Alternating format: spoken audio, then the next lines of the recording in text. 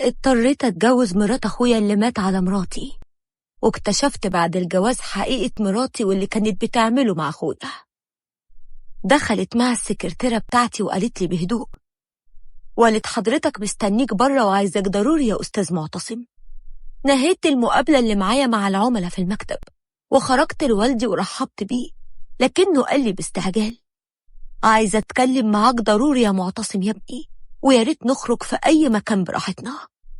وافقت فورا ودخلت مكتبي تاني ولغيت كل المواعيد اللي ورايا وخرجت مع والدي. بعد كده فضلنا ماشيين شوية، ولما أخيرا قعدنا في كافيه كان قريب من المكتب بدأ أبويا كلامه وهو باين عليه الهم والقلق، ولقيته بيقول لي: يمكن تكون متوقع اللي هقولك عليه، لكن ده أمر واقع ولازم يحصل.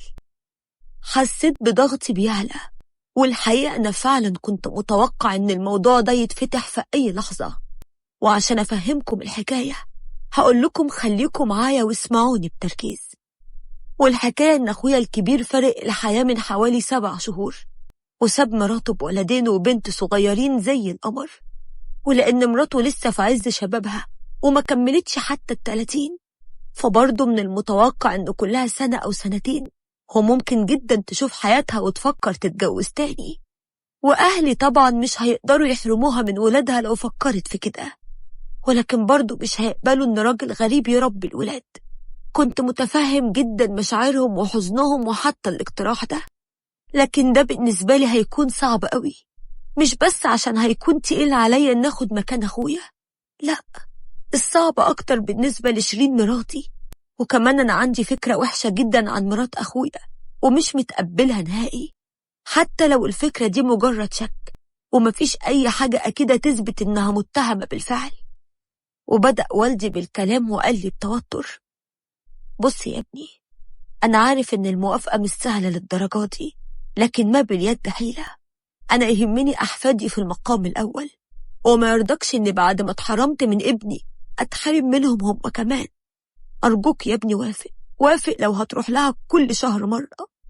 أنا كلمتها وهي كانت رافضة جدا في الأول، ومع إصراري طلبت مني إنها تفكر، وبصراحة أكتر أنا ضغطت عليها على ما وافقت. حسيت بضيق شديد وأنا مش عارف هعمل إيه بالظبط مع كل اعتراضي عنها شخصيا واللي عرفته عنها زمان، لكن برضه مش متقبل نهائي إنها تجيب راجل غريب لولاد أخويا. ومهما كان في رجالة كويسين فبرضه الوحشين أكتر، وإحنا في زمن صعب وكلكم عارفين. قلت لوالدي عشان بس هدي أعصابه: أنا كنت بفكر في الموضوع ده من فترة يا بابا، لأني كنت عارف إنك بتفكر فيه أنت وأمي، بس محتاج شوية وقت كمان وهرد عليك قريب جدا. والدي اتكلم كتير وضغط عليا نفسيا بالكلام، ومنكرش إن الكلام أثر فيا، لكن القرار للأسف لازم يتنفذ ومش بمزاجي. فقلت له عشان أريحه: خلاص يا بابا أنا موافق، بس على الأقل نستنى لما يفوت 1 سنة، الناس هتقول علينا إيه؟ بابا اعترض وصمم وقال: 7 شهور زي 1 سنة يا ابني، وانت لما تتجوزها وتحاجة على ولاد أخوك وتلم الشمل الكل هيعذرك وهيقدر موقفك وشهامتك. يا ابني أنا مش هستنى لما حد يبدأ يجيب لها عرسان وتشوف إن البعد عننا أحسن وتمشي وتاخد عيالها. اسمع كلامي ومش هتندم، وبعدين دي بنت ناس وأصيلة وألف مين هيتقدم لها. ساعتها اتضايقت جدا وقلت في نفسي إن أهلي ما يعرفوش حاجة عنها واللي كانت بتعمله في أخويا، وقررت إن جوازي منها يكون شكليات مش أكتر، على الأقل لغاية لما الولاد يشدوا حيلهم شوية. بس الخوف بقى من رد فعل شيرين مراتي، ولما رجعت البيت يومها كنت متردد إن أقول لها. أنا مقدر إنها أصلا كانت خايفة إن ده يحصل، ومقدر مدى كرهها لمرات أخويا كمان. وعدى يوم والتاني وما كانش لازم استنى أكتر من كده، خصوصا إن أبويا ضغط عليا قوي وكل شوية يتصل يشوفني قلت لها ولا لأ. واخترت وقت هادي وقلت لها، ووعدتها إن الأمر مجرد بس شكليات عشان ولاد أخويا وإني مجبر ومضطر. لكن شيرين مراتي بقت تزعق وتصرخ وتصوت في نفس الوقت.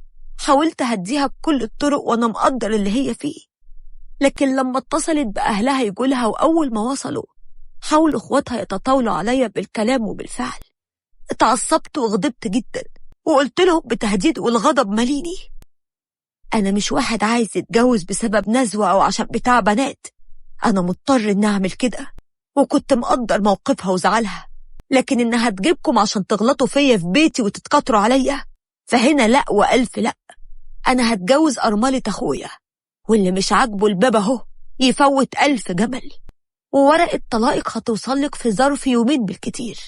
أنا لا بتهدد ولا بيتلوي دراعي. ولما بان غضبي وتهديدي الصريح، فضلت شيرين تعيط، وبعدين ضغطها وتي فجأة وأغمى عليها.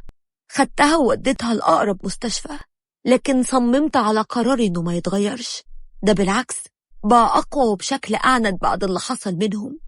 ولما مراتي صممت تخرج من المستشفى على بيت أهلها، سبتها تمشي وما تكلمتش، رغم غضبي من رد فعلهم الهمجي معايا، واللي أول مرة في حياتي كنت أشوفه.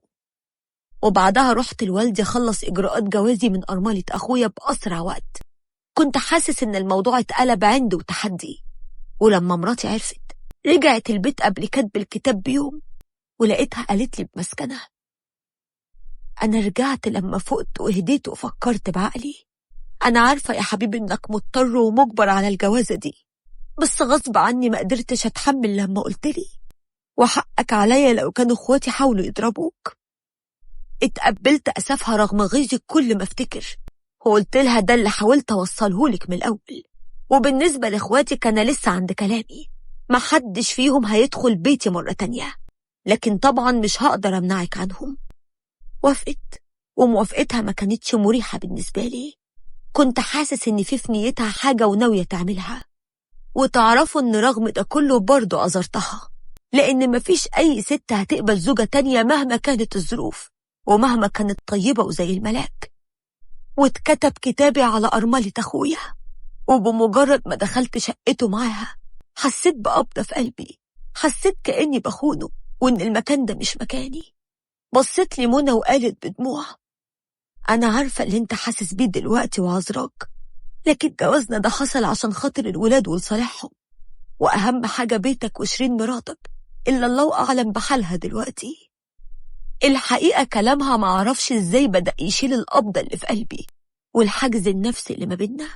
وكلامها وضح لي إنها ما كانتش مستنية مني أي شيء أكتر من وجودي مع الولاد ورعايتهم. ودخلت المطبخ وحضرت العشاء. كنت مستغرب من اللي بيحصل وحاسس وكأني لأول مرة بعرفها، خصوصا فعلا إن علاقتنا من زمان كانت سطحية قوي وما كناش بنتكلم أبدا. وافتكرت كلام مراتي عنها من سنة فاتت، لما في مرة قالت لي بعد ما رجعت من زيارة والدتي: اسكت يا معتصم، ده أنا النهاردة كنت رايحة بالصدفة لحماتي، ولقيت مرات أخوك هناك وكانت بتتكلم في التليفون بصوت واطي كده، وكأنها بتتكلم في أسرار، ولما تشوفني تعمل نفسها بتتكلم مع واحدة صاحبتها. بس الغريب بقى إن الصوت اللي كان بيكلمها كان صوت راجل. أنا انتبهت للصوت. شيرين مراتي خلتني غصب عني أشك في مرات أخويا يومها، ولولا إني مش معايا دليل ومش عايزة أتسبب في مشاكل كنت اتكلمت مع أخويا بنفسي ساعتها. لكن عدت الأيام والموضوع اتنسى بالنسبة لي على الأقل. منى حطت العشاء وتعشينا مع بعض، اتكلمنا كلام عادي عن الولاد، وفجأة تليفوني رن، وطبيعي إنها تكون شيرين مراتي. ولما رديت لقيت شيرين بتصرخ وبتقولي بانهيار: الحقني الحقني يا معتصم، ابنك سخن وتعبان وانا رايحة بيه عند الدكتور دلوقتي، تعالى أرجوك. فرددت كلامها وانا مستغرب وقلت: الولد تعبان وسخن؟ انا سايبه كويس جدا وكان بيلعب وبيتنطط، ايه اللي حصل فجأة كده؟ اكيد يعني الحجة الساذجة دي ما اقتنعتش بيها ولا دخلت عليا. وقبل ما رد كانت منى بتقولي بهدوء: روح يا معتصم، روح شوف ابنك، والبيت بقى بيتك خلاص، تقدر تيجي في أي وقت وتشوف الولاد. كانت بتكلمني بأدب وهدوء غريب جدا. وفعلا مشيت ورحت لشيرين مراتي، وطبيعي ما كنتش هلاقي ابني تعبان ولا حاجة زي ما ادعت، لكن لقيتها هي مبسوطة قوي إني وصلت، ولقيتها بتقولي: لو ما كنتش جيت كان ممكن يجرالي حاجة. سكت شوية وبعدين قلت لها: أنا جاي وأنا عارف اللي فيها، وأنا هعديها لك المرة دي، لكن أنا مش طفل صغير ولا مراهق عشان كل ما اروح هناك تتصلي بيا بحجة شكل. يا ريت تكون دي آخر مرة. اتغاظت مراتي من كلامي وفضلت تتمتم بكلامه وبنرفزة، وسبتها وما حاولتش أعاتبها ولا جدل معاها. وبعد يومين كان لازم أروح وأقضي يوم مع ولاد أخويا وأمهم كمان اللي بقت على ذمتي. اتصلت بيها وأنا في مكتبي وقلت لها إني هكون معاهم على الغدا النهاردة بإذن الله. ولما فعلا رحت لهم واتغديت معاهم كانوا الولاد فرحانين قوي بوجودي، وأمهم كانت بتبص لهم بحنان ومبسوطة من فرحتهم. وبعد الغدا قالت لي: أنا بقالي شهور ما شفتش ولادي بيضحكوا كده، آخر مرة شفتهم كده كان مع أبوهم الله يرحمه. كلامها طمني إني فعلا خدت القرار الصح، واتكلمنا كتير قوي وما حسيتش بالوقت معاها ومع الولاد. واتكررت زياراتي ليها، في أول شهر رحت 4 مرات تقريبا، وفي الشهر اللي بعده الزيارات كترت أكتر وأكتر. وبعد ما عدى سنة على جوازنا لازم أعترف لنفسي إني حبيت الإنسانة دي قوي، حبيتها ومعرفش ده حصل إزاي وإمتى، مع إننا كل ده متجوزين على الورق وبس، وعمرها ما حاولت بأي طريقة لأي شيء تاني، مع إنها حقها وحقي. شفت منها طيبة وحنية ودفى ما شفتهمش لحظة مع مراتي. كنت كل مرة بستغرب الكلام اللي مراتي قالته عنها كانت بتجيبه منين، وأنا ما شفتش منها أي شيء حتى لو بسيط يخليني أشك فيها، خصوصا إن من فترة عملت حاجة على تليفونها من وراها وخلتني مراقب كل شيء. عملت كده لما رجعلي الشك فيها من تاني بسبب كلام مراتي عنها زمان، فكان لازم أتأكد بالدليل القاطع، وراقبتها من غير ما تحس. راقبت الأرقام اللي بتتصل بيها، ومراقب حتى الأرقام اللي بتتكلم معاها واتساب، وكلهم من عيلتها أو صاحبتها الوحيدة. واكتشفت اكتشاف أسعدني شخصيا مش هنكر. اكتشفت إنها بتتكلم عني بكل حب مع صاحبتها، وبتفرح جدا في كل مرة بقضي معاهم اليوم. شفت كلام كتير عني أسعدني وفرحني، كلام ما أعتقدش إنها كانت متخيلة إني ممكن أقرأه أو أعرفه. وفي نفس الوقت خايفة على بيتي وولادي.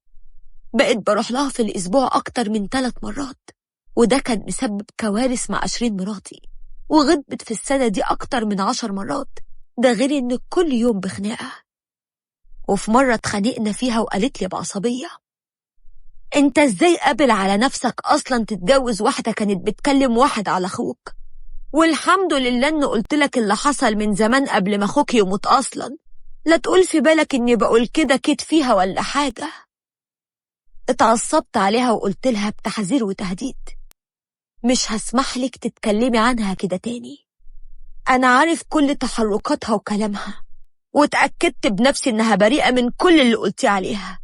دي إنسانة أنا عشت معاها سنة من عمري كانت أحسن من ال10 سنين اللي قضيتهم معاكي، قضيتهم في خناق وغيرة وعدم تفاهم وهم وزهق. اتعصبت شيرين لما سمعتني بقول كده، وفضلت تكسر أي شيء تطول إيديها، لكن أنا فعلا ما قلتش غير الحقيقة، ودخلت أوضة الضيوف وقفلت الباب. وبعد شوية قررت أمشي وأسيب لها البيت. خرجت من أوضتي لقيتها واقفة وكأنها مستنياني، ولقيتها بتقولي بغضب: كنت عارفة انك مش طايق وهتموت وتروح لها، بس النهاردة يومي يا بيه، يومي اللي وعدتني انها جوازة مش اكتر من شكليات عشان ولاد اخوك. واضح انها حلوت في عينيك وعرفت تلف دماغك. بصت لها بتهديد عشان توطي صوتها لحد من الجيران يسمع كلامها، لكن دخلت اوضتها وقفلت على نفسها. وانا فتحت باب الشقة وحسيت بحاجة بتوقفني. قلقت لا تعمل في نفسها حاجة، دي متهورة ومتوقع منها أي شيء. قفلت الباب تاني بنرفزة ورجعت في كلامي، وقلت أفضل أكون موجود أحسن.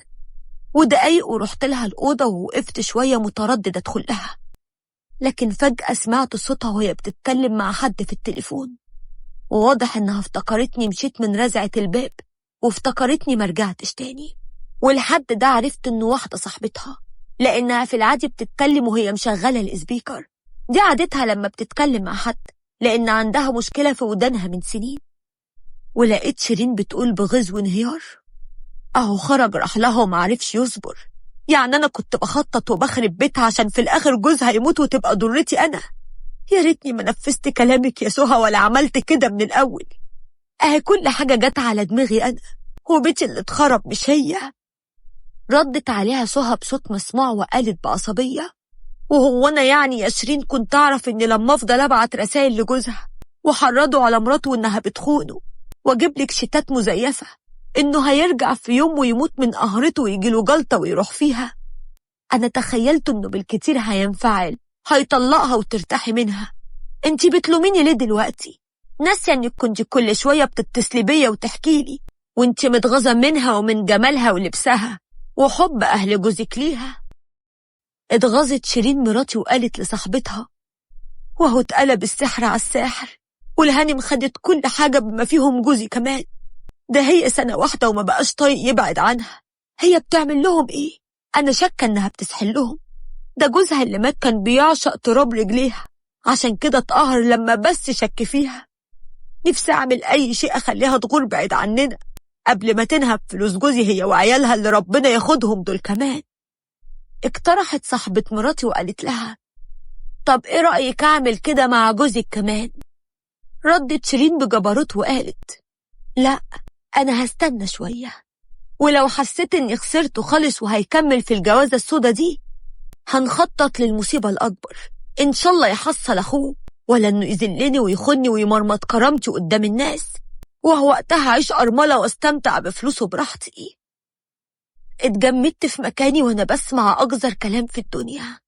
يعني أخويا مات بسبب مراتي، وكمان شوه سمعة مراتي في عيده بالظلم.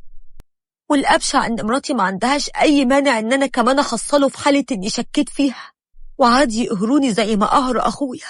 ويا عالم قالوا له إيه. حسيت بنار جوايا، وكان الود ودي أدخل وانتقم لأخويا ولولاده اللي اتيتموا بسببها، وانتقم لنفسي والأهل اللي بسبب غلها من مراته وكده اتحرمنا منه. لكن وقفت مكاني.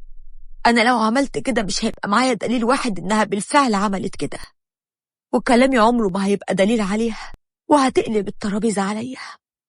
اتسحبت بهدوء وخرجت من شقتي عشان ما تشكش في حاجة، ورحت لمنى. رحت لها هي وولاد أخويا، بصيت لهم وأنا من جوايا قررت إن هنا خلاص هيكون بيتي واستقراري. منى لاحظت عليا السرحان والسكوت، فسألتني بقلق: مالك يا معتصم؟ انت فيك حاجة؟ احكيلي وفضفض. احكي لها واقول لها ايه؟ انا مش هينفع اتكلم خالص، ولازم اتصرف واخد حق اخويا وحقنا بعقل ومن غير شوشرة. انا كده كده مش هينفع اذي شيرين، لانها في الاول وفي الاخر ام ولادي، بس لازم يكون معايا دليل في ايدي عشان لما اطلقها واجهها بيه. طمنت منى وغلاوتها في قلبي زادت اضعاف. وعدت الايام وانا بفكر هعمل ايه، والاول مرة افتعل مشكلة مع شيرين، وكنت عايزها تعمل اللي بتعمله كل مرة وتمشي. بس للأسف ما غضبتش. فكرت أنرفزها واتصلت بمنى قدامها واتكلمت معاها وهزرت كتير. ولما خلصت المكالمة اللي كنت مستنيه حصل، وشيرين دبت خناقة كبيرة معايا وخدت الولاد وغضبت عند أهلها، والبيت بقى فاضي أخيرا ومتاح أعمل كل شيء بحرية دلوقتي. اشتريت كاميرات وجبت مهندس يركبهم بنفسه في أماكن متدارية ومحدش يقدر يشوفها. الموضوع ده تقريبا خد مني 3 ساعات، وبعد كده قعدت وأنا مستني اليوم اللي هفرغ فيه الكاميرات وهلاقيها بتعيد نفس الكلام اللي سمعته منها قبل كده. وسهرت كتير اليوم ده من كتر التفكير. بس بعد الساعة 2 صباحا لقيت رسالة على الواتساب من رقم غريب، والرسالة مكتوب فيها: لو ما بعتش مراتك منى عني أنا هوديها في داهية وافضحها. مراتك استغفلت أخوك وبتستغفلك انت كمان دلوقتي، وبتجري ورا واحد متجوز وعايزة تخرب بيته. دي اتجوزتك مخصوص عشان تغيظني لما رفضتها وهددتها تبعد عني وعن حياتي. بصيت للرسالة وما كانش عندي أي شك إن مراتي وصاحبتها الشيطانة هما اللي ورا الرسالة دي. ولما اتصلت على الرقم لقيته مقفول. أنا اتصلت بس عشان أثبت لهم إني صدقت كلامهم وسبوكها مظبوط. وتاني يوم المفروض كنت أروح لمنى لأنه كان يومها، لكن أنا ما روحتش. ده بالعكس، رحت لمراتي عشان أراضيها وأرجعها البيت، وعملت نفسي مخنوق من شيء ومتوتر. وشيرين مراتي كانت بتبصلي بصات جانبية بانتصار، ومفكرة نفسها ذكية وخطتها نجحت، وأنا سبتها تفكر كده، وبالعكس زودت شكها لما قلت لها بأسف: أنا عرفت قيمتك يا شيرين، وصدقيني حاجات كتيرة قوي هتتغير الفترة الجاية. ابتسمت ابتسامة صفرة وقالت: يا معتصم، ده انت لو لفيت الدنيا كلها ما حدش هيحبك قدي. طبطبت عليها وكملت المسرحية تمام التمام. وزي ما توقعت الرسائل من صاحبتها كل يوم برقم غير التاني، وكلام أبشع من اللي قبله. ده كله عشان أنفعل أكتر وأسرع في إجراءات الطلاق. اديتهم الأمانة على الآخر لحد ما الرسائل كترت والكلام اللي فيها كان كفيل إن يوديهم في داهية. وفعلا عملت بلاغ رسمي بالأرقام دي، ورجعت البيت لشيرين مراتي وقلت لها على اللي أنا عملته. لقيت وشها اصفر وقالت لي وهي بتهته: بلغت؟ رديت عليها وكنت مستمتع بالرعب اللي شفته في عينيها، وقلت لها طبعا بلغت، وقدمت في المحضر كل الأرقام والرسائل اللي بتبعت لي وبتأذيني نفسيا. أنا مش هسكت على حاجة زي دي. رعبتها وخليتها تترعش من الخوف، وخدت مفاتيح الشقة وقلت لها قبل ما أخرج: أنا رايح مشوار سريع وجاي، 2 ساعة بالكتير وهكون هنا يا حبيبتي. خرجت وأنا متأكد إنها هتتصل بصاحبتها وهيتكلموا في الموضوع ده، وغبت 2 ساعة دول على أحر من الجمر. ولما رجعت لقيت مراتي عينيها ورمة من كتر العياط، وبعدين جت وقالت لي وهي بتترجاني: بقول لك يا معتصم يا حبيبي، أنا خايفة ومرعوبة عليك، عشان خاطري تتنازل عن البلاغ ده. أصل أنا شفت مشكلة على الفيسبوك، واحد برضو عمل زيك كده، لكن للأسف بقى اللي كان بيبعت له الرسائل انتقم منه بطريقة بشعة.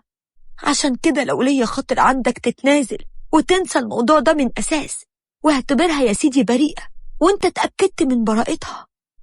قلت لها بكل برود: عمري ما هتنازل طبعا، خلي بقى الحقيقة كلها تظهر وكل واحد ياخد عقابه. كانت بتترعش حرفيا. ولما راحت تحضر لي العشاء دخلت أوضة الضيوف وشفت محتوى الكاميرا في الساعات اللي فاتت، ولقيت زي ما كنت مستني وأكتر.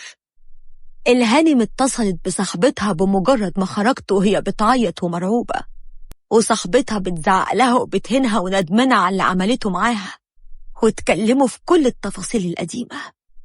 وده كله سمعته لأن الإسبيكر كان طبعا مفتوح والصوت واضح. وخدت الدليل اللي كنت مستنيه وخرجت لها، ولما وقفت قدامي سمعتها الفيديو كله. الدم هرب من وشها وما بقتش عارفة تنطق وهي بتترعش من الخوف. فقلت لها: انت طالق ب3، واحمدي ربنا اني هستكفي بالطلاق وبس. ده كله عشان خاطر ولادي ما يتأذوش نفسيا من اللي هيتقال عليكي. لكن لو فكرتي تقربي من حياتي أو من منى بأي شيء، ما تلوميش إلا نفسك. اترجيت نسامحها وإنها كانت ساذجة وعبيطة لما وافقت على كلام صاحبتها، بس طردتها من بيتي وحذرتها من افتعال أي مشاكل. وولادي أنا هربيهم لأنها غير أمينة عليهم، وسمحت لها بس تشوفهم في أي وقت تحبه من غير اعتراض منها أو من أهلها. ما أنا مستحيل أسيب ولادي مع مجرمة زيها. وانتهت حكايتي مع الإنسانة دي، وحق منى ارجع لها من غير حتى ما تعرف أي شيء. وبدأت مع منى حياة حقيقية وربنا الولاد كلهم مع بعض. وحقيقي مفيش حد بيظلم إنسان وبيتستر عليه كتير. مفيش حد بيشوه سمعة إنسان مظلوم بسبب الحقد والغيرة وبتفضل حياته مستقرة. يا ريت الناس تفتكر إن ربنا موجود، وفي وقت للحساب ووقت للعقاب، والعقاب بيجي في أنسب وقت وبطريقة ما حدش يتخيلها. أهو شيرين حقدت على مرات أخويا وتخيلت إن كام رسالة كلهم ظلم وتشويه لسمعتها هيتسببوا في طلاقها وهتخلص منها، لكن ما كانتش تتخيل إن بيتها هو اللي هيتخرب وحياتها معايا هتنتهي بأبشع طريقة. وده بس حساب الدنيا، لسه في حساب تاني في الآخرة قدام ربنا، لما كل اللي ظلمتهم يقتصوا منها، لأن الظلم ظلمات يوم القيامة ونهايته صعبة.